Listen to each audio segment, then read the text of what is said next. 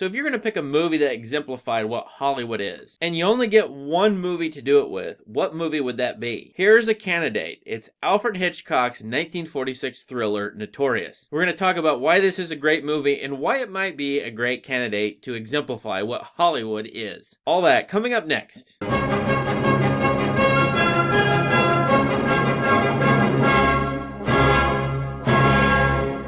Notorious is Alfred Hitchcock's first post-World War II movie. It's written by the screenwriter Ben Hecht, who does wonderful work here. And it stars Cary Grant and Ingrid Bergman. So already with these three names, Hitchcock, Grant, and Bergman, you've got Hollywood royalty. But Grant and Bergman play against type. Grant was in a lot of screwball comedies in the 1930s and 40s, but here he plays a really underhanded federal agent who's trying to talk or even blackmail this woman, played by Ingrid Bergman, to go down to South America and get intel on a bunch of Germans who are running a corporation. She's the daughter of a German who's just been convicted for treason, and she knows the guys in this German corporation in Brazil. And so you don't know exactly where her loyalties side, but she's more or less forced to work as a spy for the US federal government. And so the Grant and Bergman character go down to Brazil together. She meets a man named Sebastian, played by Claude Rains, whom she's seen before. And it ends up that though she has to spy on him, the way to do the job is to end up marrying him. Well, that's a major problem because her character and the Cary Grant character have fallen in love. Or have they? It's hard to tell. The Grant character is fairly duplicitous, as is the Bergman character,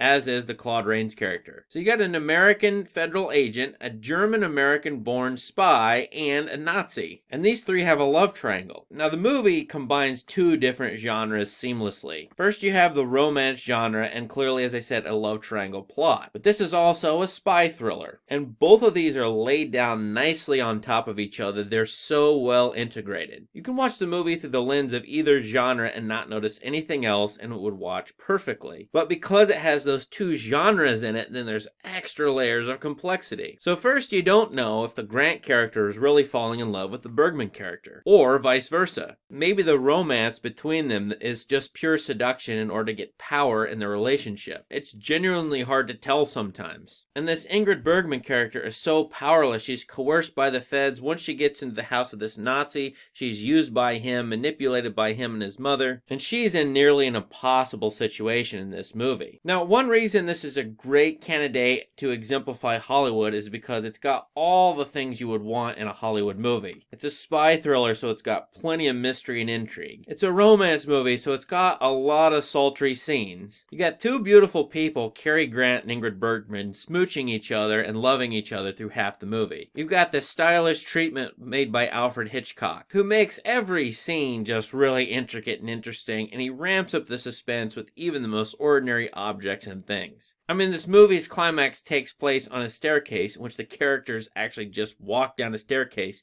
That's it. That's all the tension there is in the climax, and it's very fascinating. So with the star power, the director power, and all the moody, emotional stuff in this movie, it's a great Hollywood movie. And yet, this movie has such an edge to it. I found on watching it, I didn't realize how bleak it actually is. The Ingrid Bergman character gives up her body for the US government. She marries a Nazi and of course has sex with him in order to get information out of him. At the same time, she's risking her life for this federal agent, Devlin, played by Cary Grant. And he might just ditch her in a heartbeat if she gives him the information or if she dies. Her fate is being controlled by a lot of men in back rooms doing nothing much, not risking anything. And then you have this whole federal government spying business in Brazil, South America, obviously. This is 1946, the post-war era, and already we're talking about America's global positioning as a worldwide empire. The CIA is going to be formed 1 year after this movie's made, 1947. The NSA comes a little bit later in 1952. Now, American spying operations were already happening, of course, in World War II and before that. But this Cary Grant character is definitely a type of character you'd see in many later Hollywood movies, the CIA spy. And the spy character in, say, John le Carré, who is in between both worlds, the world of total criminality, the people he's trying to catch,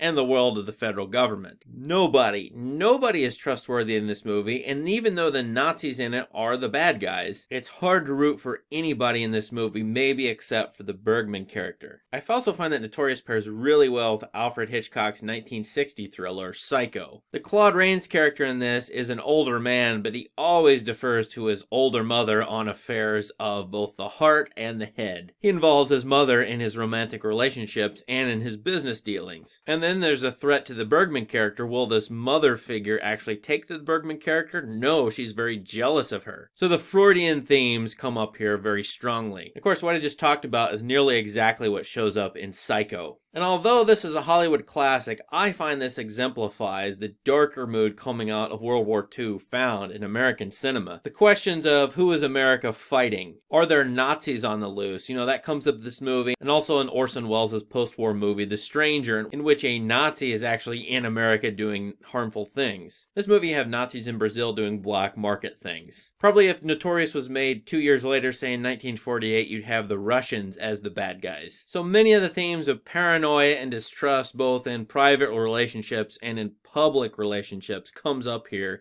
It's a major element in so many Alfred Hitchcock movies. If you've never seen a Hitchcock movie, this might be one to actually start with, because I think it's one of his best. Please subscribe to this channel if you haven't already. Thank you for watching. Please leave a comment if you want to. I'd love to interact with you.